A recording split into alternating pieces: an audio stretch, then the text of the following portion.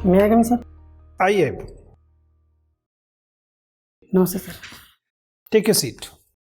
Thank you sir. आप अभिषेक हैं? हाँ अभिषेक हिंदी में सहज हैं? हिंदी में बात करेंगे?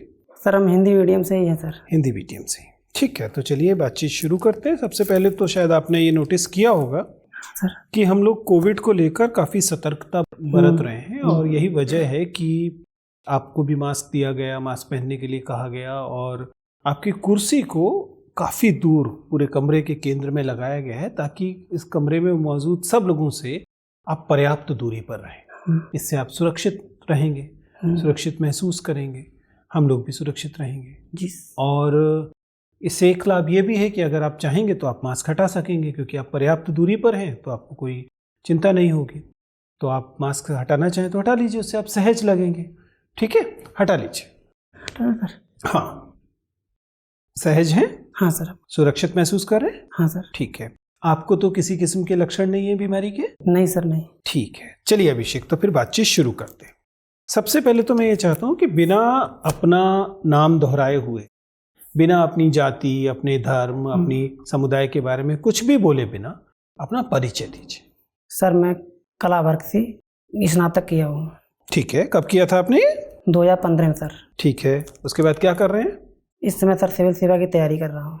2015 से 6 साल से केवल तैयारी कर रहे हैं? नहीं सर, 2015 में सर मेरी स्नातक हुआ है और मेरी एज सर 2017 में हुई थी। मैंने पहली बार 2017 में प्री दिया था, मेंस दिया था, लेकिन सर मेरा मेंस क्वालिफाई नहीं हुआ था। ठीक है, और तब से आप केवल परीक्षा की तैयारी कर रहे हैं? हाँ, मेंस सर दे रहे हैं, लेकिन इंटरव्यू कल पहली बार हुई है सर। ठीक है, और ये बताइए अभिषेक कि आप किस जिले से आते हैं? उत्तर प्रदेश से ही आते हैं?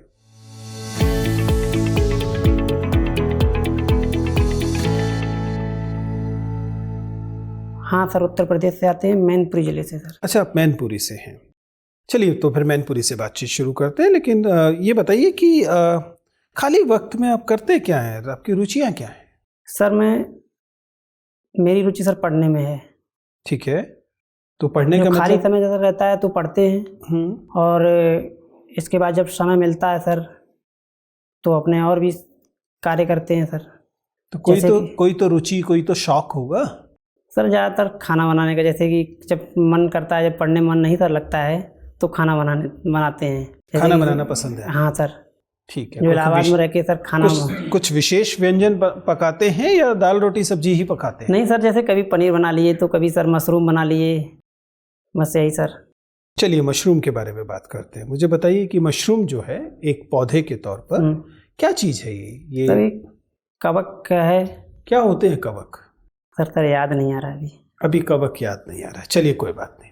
अभिषेक, आपने इतिहास विषय के साथ ये परीक्षा दी है? हाँ सर। ठीक है, और आप मैनपुरी से आते हैं। मुझे बताइए कि आपके क्षेत्र का मध्यकालीन इतिहास क्या है? मध्यकाल में आपके क्षेत्र की क्या स्थिति थी? सर मध्यकालीन में हम जो मैनपुरी जिले का जो शासक थे उस समय, जो हमको सर याद है, सही से सर याद नहीं आ रहा है कि उस समय बाबर ने भी शासन किया, बाबर के भी, और अकबर ने भी। अकबर के ही नाम पे सर एक मैनपुरी से 24 किलोमीटर दूर एक अकबरपुर पूजा का सर किला सा है। ठीक है। हाँ। मुझे बताइए कि मान लीजिए आपकी कोई विदेशी मित्र है और वो 3 दिन के लिए उत्तर प्रदेश आना चाहती है। बाहर से उन्होंने काफ़ी सुना हुआ है ताजमहल के बारे में, तो 1 दिन तो वो ताजमहल को, आगरा को देना चाहती है और 2 दिन उन्होंने कहा कि भाई अभिषेक, आपका राज्य है, जहाँ ले जाओगे वहाँ 2 दिन जाकर मैं इस राज्य को देखूंगी, महसूस करूंगी। वो अकेली महिला हैं और अकेले ही ट्रेवल करेंगी, आपके साथ नहीं ट्रेवल करेंगी, तो उनकी सुरक्षा का भी ध्यान रखना है। ठीक है, इन 2 दिन के लिए आप उनको क्या उनकी यात्रा बना के देंगे कि कहाँ कहाँ जाइए? सर सबसे पहले तो इस समय जो हम अयोध्या सर घुमाना चाहेंगे, क्योंकि ठीक है, 1 दिन, वो 3 दिन थे, 1 दिन उन्होंने ताजमहल देख लिया, दूसरे दिन आप ले गए उन्हें अयोध्या, फिर दूसरे दिन सर इलाहाबाद ले आएंगे सर। उनका ध्यान रखिए, 2 ही दिन है उनके पास। आप अयोध्या ले गए और अगले दिन आप ले आए इलाहाबाद। नहीं, इलाहाबाद एक ही दिन में अयोध्या इलाहाबाद हो जाएगा? नहीं सर, पहले दिन तो हम क्या नाम वहाँ दिखाएंगे अयोध्या, दूसरे दिन सर इलाहाबाद लाएंगे, क्योंकि हमारे इलाहाबाद में गंगा यमुना का संगम मिलता है सर। ठीक है, वो इलाहाबाद आ गए, फिर उसके बाद तो उनके दिन खत्म हो गए, वाराणसी छूट गया उनका, और इतनी सारी महत्वपूर्ण जगह छूट गई। जैसे सर 2 दिन, जैसे एक दिन तो सर उनको अयोध्या दिखाना रहेगा, अयोध्या के बारे में जितना है बताना रहेगा, दूसरे दिन सर इलाहाबाद यानी प्रयागराज के बारे में सर बताएंगे, क्योंकि यहाँ क्या क्या है, अकबर का किला है और गंगा यमुना का संगम है, लेकिन सर जमुना है वो दिखाई नहीं पड़ती है सर, पहले ही यमुना दिखाई नहीं पड़ती है? नहीं सर, जमुना मिलती हुई, जैसे गंगा यमुना सर यहाँ संगम में मिलती हुई दिखाई पड़ती, दोनों धाराएं, लेकिन सर जमुना नहीं सर दिखाई पड़ती है। यमुना नहीं दिखाई पड़ती? नहीं सर, यमुना और सर गंगा तो मिलती दिखाई पड़ती दोनों धाराएं, लेकिन सर जमुना नहीं सर दिखाई पड़ती है। सॉरी सर, सरस्वती, हाँ सर याद, सॉरी। ठीक है सर, आप बात करें। अभिषेक, अभिषेक आपका क्या बताया आपने गृह जनपद अपना? मैनपुरी। और अभी कहाँ रह रहे हैं आप? अभी सर इलाहाबाद रह रहे हैं, प्रयागराज में।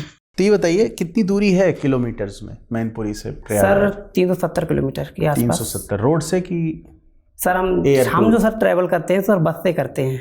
तो कितना है सर? तो 370 लग जाता है। और कुछ सर गलत तो नहीं बता रहे हैं? सर कुछ गलत तो नहीं बता रहे हैं सर? जो टिकट पे लिखा रहता है और हमको अच्छा। सर नहीं ध्यान है। ठीक है, कोई बात नहीं। अच्छा ये बताइए कि मैनपुरी ब्रिज क्षेत्र में आता था पहले के ब्रिज क्षेत्र के अंतर्गत है ये कि नहीं? सर इतना हमको ध्यान नहीं है। अच्छा ये बताइए कि आसपास आपके कहीं शेर वेर दिखते हैं? हाँ सर, इटावा में है लायन सफारी। कहाँ से लाए गए हैं शेर? ये इतना सर हमको अफ्रीका से लाए गए हैं कि कहाँ से लाए गए हैं? सर इतना ध्यान नहीं आ रहा है। अरे आपके बिल्कुल बगल में है, कितना दूर है आपसे गए हैं वहाँ पे आप? मैनपुरी से इटावा सफारी गए हैं, लायन सफारी? लगभग तक 40-50 किलोमीटर के आसपास। गए कि नहीं गए? हम सर गए एक बार भी नहीं है। अच्छा, आप इतनी दूर यहाँ आ गए, वहाँ आपका इच्छा नहीं हुई। अच्छा ये बताइए तो भारत में कहाँ मिलते हैं शेर?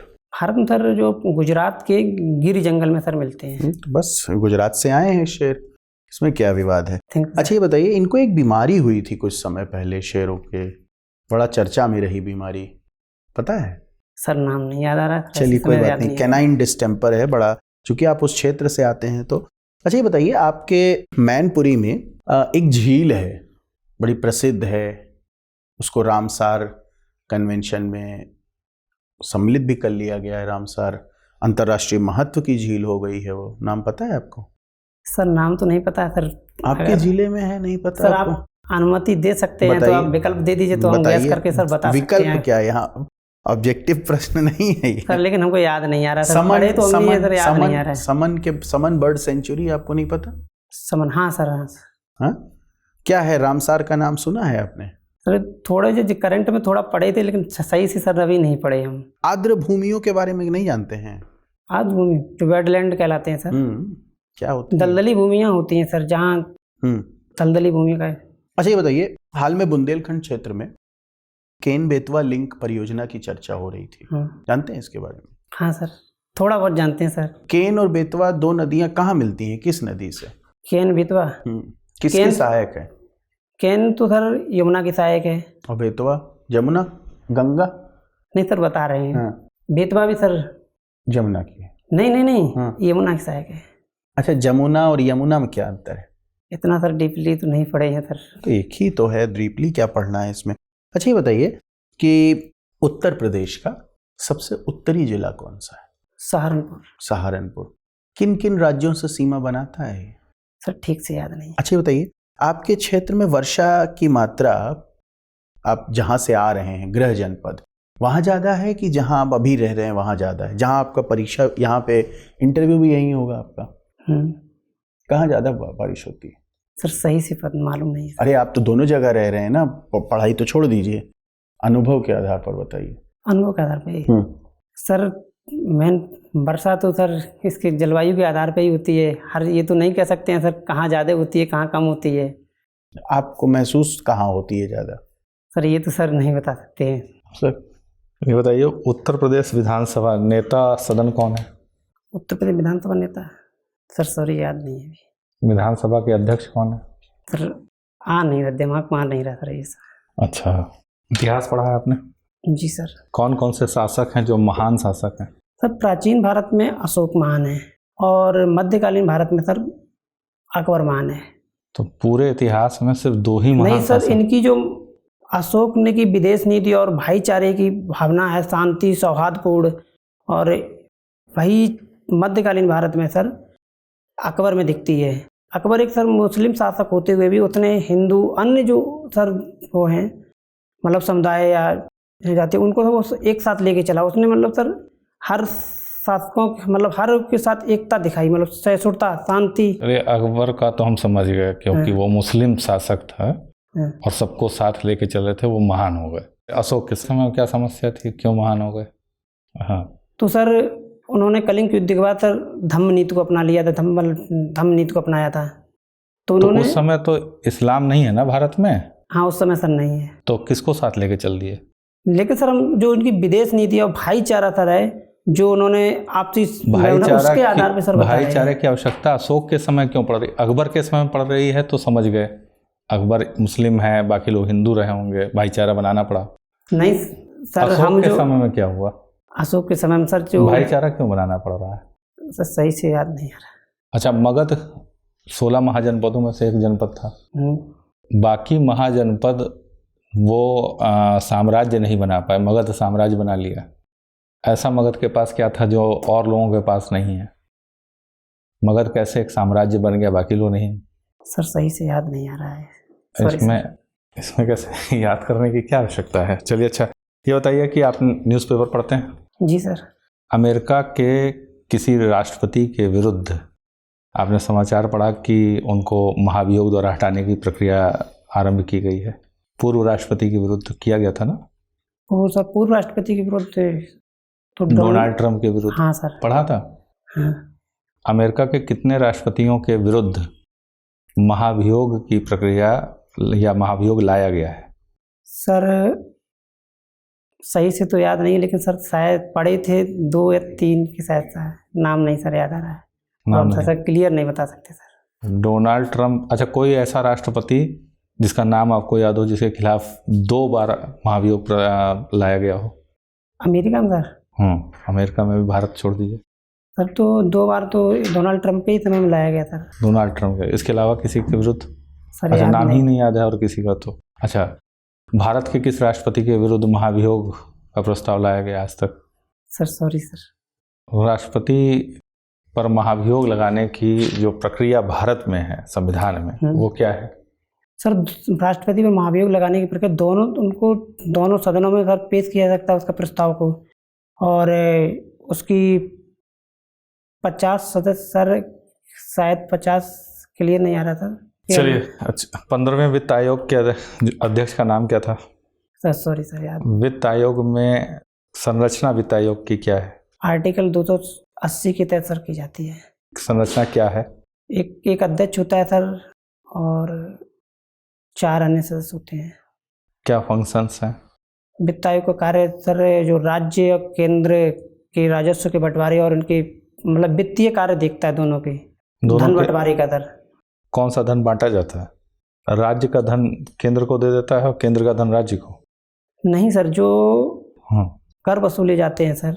कौन, किस? जो केंद्रीय कर वसूले जाते हैं उनका सर बांटना। कोई एक कर बताइए ऐसा जो वसूला जाता है और उसको बांटने के लिए सुझाव देते हैं सर। ओके, अभिषेक कोई चुटकुला सुना दो सर। चुटकुला नहीं सोच पा रहे कोई जो ऐसी स्थिति में सुनाया जा सके? चलिए कोई नहीं, ये बताइए कि अगर आपसे कहा जाए कि उत्तर प्रदेश सरकार का या उत्तर प्रदेश का राजकीय चिन्ह, उसे डिस्क्राइब कीजिए, उसका वर्णन कीजिए, तो बताइए क्या है? सर उत्तर प्रदेश एक गोले में सर 2 मछलियां हैं और धनुष है। क्या व्याख्या है इसकी? कोई क्या प्रतीक है सर, जरा समझाइए। सर सही से याद नहीं आ रहा है। चलिए कोई बात नहीं। उत्तर प्रदेश का राजकीय वृक्ष कौन सा है? बरगद सर। पक्का? राज्य वृक्ष या राज्य जो पेड़ है वो कौन सा है? सर ठीक से मतलब हमको याद है, पढ़ा है लेकिन याद नहीं आ रहा है। राजकीय पुष्प कौन सा है? कमल। सोच के देख लीजिए। सही है सर, कमल है। कमल है। चलिए एक बार और देख लीजिएगा। कौन कौन सी राजभाषाएं क्या क्या हैं उत्तर प्रदेश की? सर खड़ी बोली है, ब्रज राजभाषा उत्तर प्रदेश की ऑफिशियल लैंग्वेज क्या है? जैसे भारत की राजभाषा हिंदी है, ऐसे उत्तर प्रदेश की भी तो कोई राजभाषा होगी। सर हिंदी होगी। और एक ही है कि एक से ज्यादा? देवनागरी लिपि। एक ही है कि एक से ज्यादा भाषाएं राजभाषाएं? सर जो हमको पता है सर, एक ही पता है, हिंदी और देवनागरी लिपि। हिंदी भाषा लिपि देवनागरी, ये तो हो गया, ये तो पहले दिन से है। बाद में कोई और बनी राजभाषा या एक ही राजभाषा? कई देश राज्यों की कई राजभाषाएं हैं। सर याद नहीं आ रहा। याद नहीं है, चलिए कोई बात। स्थापना दिवस कब मनाया जाता है उत्तर प्रदेश का? अभी नहीं याद आ रहा है, चलिए कोई बात नहीं। अभिषेक ये बताइए कि अगर हम उत्तर प्रदेश के आर्थिक विकास को करना चाहते हैं तो बहुत से लोगों का कहना ये तभी संभव है जब उत्तर प्रदेश में कृषि से लोगों को निकाला जाए और उद्योगों में लेके जाया जाए या सर्विस सेक्टर में लेके जाया जाए। ऐसा क्यों कहा जाता है? कृषि से क्या दुश्मनी है? कृषि में से लोग निकालेंगे तो कैसे विकास होगा? सर भारत एक कृषि प्रधान देश है और कृषि ही भारत की अर्थव्यवस्था की रीढ़ है। तो सर जो भारतीय कृषि में यानी जो कृषि में जो अतिरिक्त व्यक्ति, जैसे प्रच्छन्न बेरोजगारी जो होती है, जहाँ एक व्यक्ति का सर काम रहता है कृषि में, जिसके पास 1 बीघा खेती है सर, और वहाँ 5-6 लोग सर काम करते हैं, वो वही काम सर 2 व्यक्ति कर सकते हैं। तो 4 व्यक्ति सर बेकार, मतलब उसी काम को करते हैं, 4 व्यक्ति भी करते हैं। और सर जो व्यक्ति दो व्यक्ति जितने दिन में सर काम करते हैं, जैसे 2-3 दिन में कर लेंगे, वही व्यक्ति सर 4 दिन में भी उतना ही कर रहे हैं। तो सर जो ये व्यक्ति हैं, जो अगर ये व्यक्ति सर बाहर यदि किसी भी उद्योग या कहीं काम करेंगे जाके, तो सर आर्थिक विकास भी बढ़ेगा और जो परिवार की सर संरचना, जो आर्थिक प्रॉब्लम है, वो भी सर दूर होगी कहीं ना कहीं। इससे लोगों को, अन्य को भी प्रोत्साहन मिलेगा सर। ठीक बात है। ठीक है अभिषेक, आपसे बात करके हम लोगों को अच्छा लगा। आपका इंटरव्यू अब समाप्त होता है, आप जा सकते हैं। Thank you sir. नमस्ते। नमस्कार।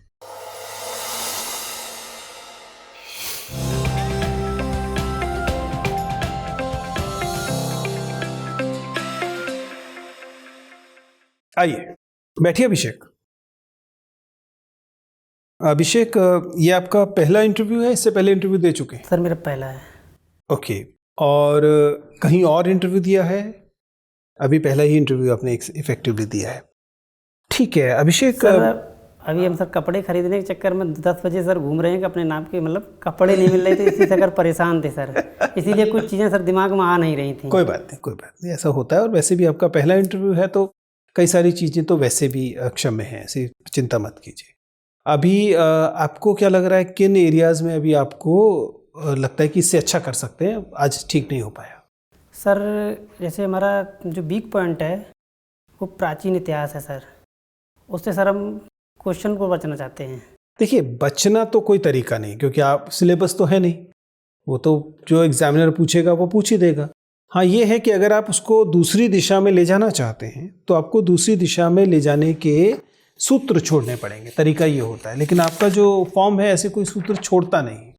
जबकि अगर आपने फॉर्म तो इस जगह पर, वहाँ पर आप बताते समय अगर आप वो जानकारियाँ देंगे जिन जानकारियों की दिशा में आप चाहते हैं कि सवाल पूछे जाएं, तो फिर उन जानकारियों को दीजिए। ठीक है ना, तरीका यही होता है। हाँ सर। जैसे मान लीजिए आप चाहते हैं कि आपके डिस्ट्रिक्ट के बारे में पूछा जाए, ना कि प्राचीन इतिहास के बारे में पूछा जाए, तो अपने परिचय में डिस्ट्रिक्ट के बारे में बता दीजिए। 3 बार बताइए कि मैंने प्राथमिक शिक्षा मैनपुरी के इस स्कूल से की, सेकेंडरी इससे की, कॉलेज इससे की। आप इतनी बार मैनपुरी बोलेंगे कि बोर्ड मेंबर को मैनपुरी याद रह जाए, वो उसमें सवाल पूछ देंगे। ठीक है ना। अगर आप पूछेंगे नहीं जी मैंने तो इतिहास पढ़ा है, तो बोर्ड मेंबर्स प्राचीन इतिहास भी पूछ सकते हैं, मध्यकालीन भी पूछ सकते हैं, आधुनिक भी पूछ सकते हैं। वो सवाल कहीं हवा से तो बनाते नहीं, आप ही की बात से बनाते हैं। ठीक है ना। देखिए आपको जिन चीज़ों पर काम करना है, एंट्री अच्छी है लेकिन बैठने का तरीका अभी बड़ा कैजुअल है। कैजुअल का मतलब होता है अनौपचारिक है। कैसे बैठना है, जरा खड़े होइए एक बार। जब बैठते समय पीछे की तरफ जाएंगे, पूरा का पूरा जितना पीछे जा सकते हैं, और उसके बाद बैठिए। ये सीधा, हाथों को ऐसे रख लीजिए, ऐसे, स्टिफ नहीं, मतलब अकड़ के नहीं, सहज तरीके से। थोड़ा सा पीछे कीजिए हाथों को। हाँ, उंगलियों को थोड़ा पास लाइए। नहीं ऐसे, ऐसे ऐसे, हाँ ऐसे, बिना स्टिफ के ऐसे रखिए। ठीक है ना, ऐसे रखना है। और बैठते समय झुकना नहीं, ठीक है, और टेढ़े नहीं होना है, सीधे रहना है। ठीक है। अगर मुझसे बात करें तो मेरी तरफ देखेंगे, सर से बात करेंगे तो सिर्फ गर्दन मुड़ाएंगे, पूरे नहीं मुड़ेंगे, ठीक है ना? पूरा नहीं मुड़ना, केवल गर्दन इधर कर लीजिए, बात खत्म हो जाएगी। इधर देखना है तो उधर देख लीजिए, पूरा गर्दन गर्दन, सिर्फ आंख नहीं, गर्दन। सहज रहिए, सामने की तरफ जैसे मैं देख रहा हूं, मैं उनको देखूंगा तो ऐसे देख लूंगा, इधर देखूंगा तो ऐसे देख लूंगा, ऐसे ही आपको करना है, सहज रहना है, ठीक है? ऐसा ना लगे कि आप आतंकित हो गए, आप सहम गए, आप डर गए, ये नहीं दिखाना है, ठीक है ना? ज्यादा ध्यान इस चीज पे करना है, आवाज को थोड़ा सा ऊंचा कर लेना है, ठीक है ना? थोड़ा सा लाउड, फ्लो थोड़ा सा अच्छा रखना है। बाकी जितना समय आपके पास है उसे तैयारी में लगाइए, ठीक है ना? प्रसन्न होकर इंटरव्यू दीजिए, डर कर इंटरव्यू मत दीजिए।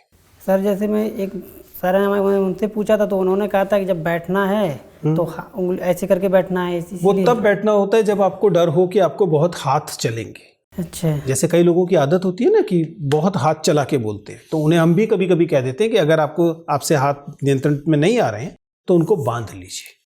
केवल उनको जिनको हाथ चलाने की बहुत आदत हो। अगर आपके हाथ बहुत नहीं चलते हैं, जो कि नहीं चल रहे हैं, तो आप उनका हाथों को सीधा रखिए। बांधने में नर्वसनेस दिखाई देती है, इसमें सहजता दिखाई देती है। अच्छा, ऐसे बैठने में ऐसे, हाँ बस बात का। तो सर मैं ऐसे हाथ इसलिए कर लिया तो हाथ हम ज्यादा उठाते हैं नहीं। हाँ नहीं, हाथ उठाते नहीं है तो और अच्छी बात है ना, फिर तो ऐसे रखिए। हाथ जो लोग उठाते हैं उनको हम कहते हैं कि आपको उससे अच्छा है कि आप बांध लो ताकि उठा ना पाओ, ठीक है? क्योंकि हाथ उठाना बहुत बुरी बात है। तो सर मेरा CDPO पद पे हुआ है चयन, तो बताया क्यों नहीं? क्यों नहीं बताया? सर आपने जैसे ना इसमें लिखा, बताना चाहिए था, तैयार करके जाइए। अगर आप पहले से वीडियो हैं। नहीं सर जी, जैसे CDPO पद पे कॉल हुई है सर मेरी। हाँ। तो हमको सर मैं ये पूछना चाह रहा था कि जब मेरा जिस मतलब विशेष पे कॉल हुई है तो मुझे उसी सब्जेक्ट से क्या उसको थोड़ा तैयार कर लीजिए। अच्छा, उसी से पूछा जाएगा? नहीं पूछा, हाँ वो प्रश्नों में कभी कभी उससे ज्यादा पूछा जाता है। अच्छा सर। लेकिन पूछने वाले कहीं से पूछ सकते हैं, पर उसे विशेष तौर पे तैयार कर लीजिए। जैसे सर हमसे वो पूछे कि आपका पदवरीता क्रम क्या है, तो सर हम ये बता दें कि अब नहीं, वो तो आपको शुरुआत में ही बताएंगे। जब आपने कहा कि मैं आपके सामने उपस्थित हूँ तो आप बताएं कि मैं केवल इस पद के लिए उपस्थित हूँ। जब हाँ, शुरुआत में जब आप अपना परिचय देंगे, हो सकता है आपके लिए अलग बोर्ड बना हुआ, लेकिन वो उसकी चिंता आपको नहीं करनी है, आपको बता देना है। जैसे जो सर मैं कोचिंग में जा रहा था सर, तो वही बताया कि जब पूछा जाए तभी आपको बताना किस पद के लिए, मतलब पद वरीयता क्रम। तब पद वरीयता क्रम तो जब पूछा जाता है तब बताते हैं। अच्छा। लेकिन आप केवल एक ही पद के अगर आवेदक हैं, उसकी स्थिति में सुविधा के लिए आप बताएंगे कि मैंने ये किया और मैं इस समय इस पद के लिए आवेदक हूँ। भैया फिर वो डिप्टी कलेक्टर के सवाल क्यों पूछे आपसे? सही है सर। ठीक है ना? चलिए, ऑल द बेस्ट। ठीक है, थैंक यू सर। नमस्कार।